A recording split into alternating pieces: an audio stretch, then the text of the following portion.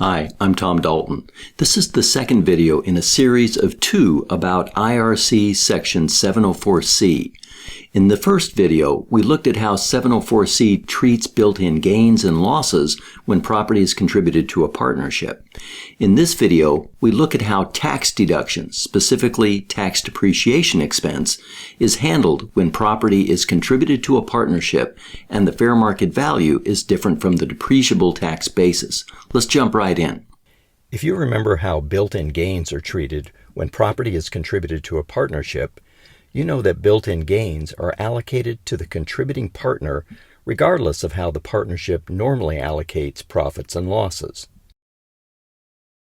So it's tempting to think that any depreciation expense derived from the same asset is also assigned to the contributing partner, but that's not what happens.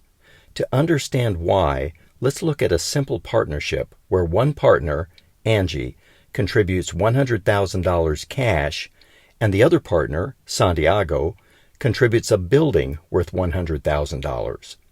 Each partner receives a 50% interest in profits, losses, and capital. Angie has contributed $100,000 basis in her partnership interest, derived from her cash contribution, while Santiago has a $60,000 basis in his partnership interest, derived from the building basis. It's the capital interest that's most important here. Santiago gives up a 50% interest in the building in exchange for a 50% capital interest in the cash. Such an exchange would normally be taxable if it weren't for Section 721. Section 721 makes it a non-taxable exchange. At the same time, Angie gives up a 50% interest in the cash to acquire a 50% capital interest in the building. We can summarize the cash ownership here. Notice that the fair market value of the cash is equal to the tax basis. Cash tax basis and fair market value are always the same. Angie's basis in the partnership is $100,000, so it's no problem for her to allocate 50% of her basis to the cash.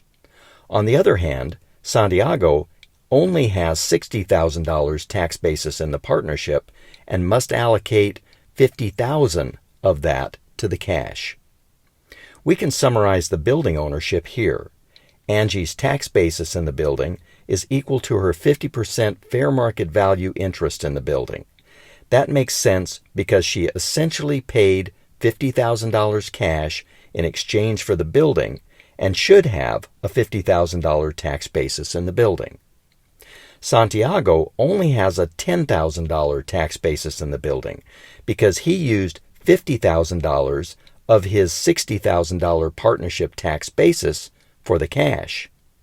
That leaves only $10,000 of basis left to attach to Santiago's 50% capital interest in the building. Next, let's see what the first year of depreciation expense would look like. We start with the 704B, or fair market value depreciation.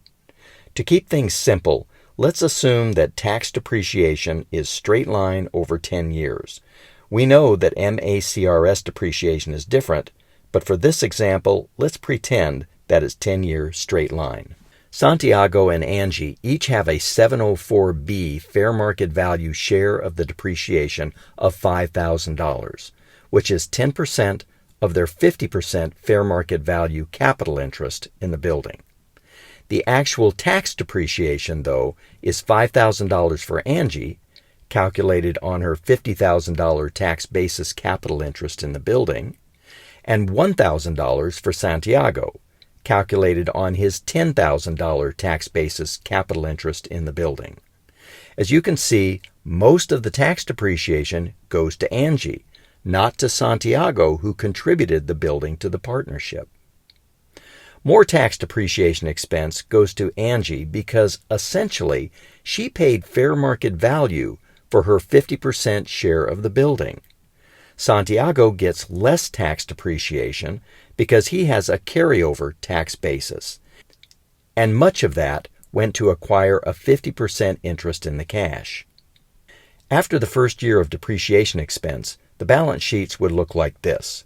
Notice that we've kept Angie's tax capital account and 704B capital account equal, which is the goal of Section 704C. The difference between Santiago's tax capital account and 704B capital account has shrunk by $4,000 from what it was before the depreciation. This is also consistent with the goal of Section 704C. The balance sheet after the second year of depreciation would look like this.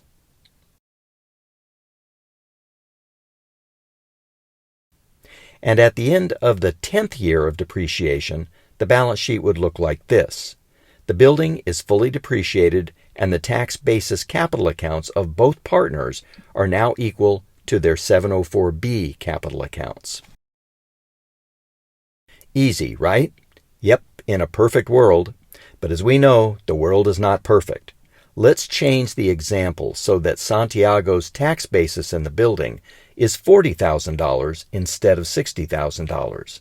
If so, then the beginning balance sheet would look like this.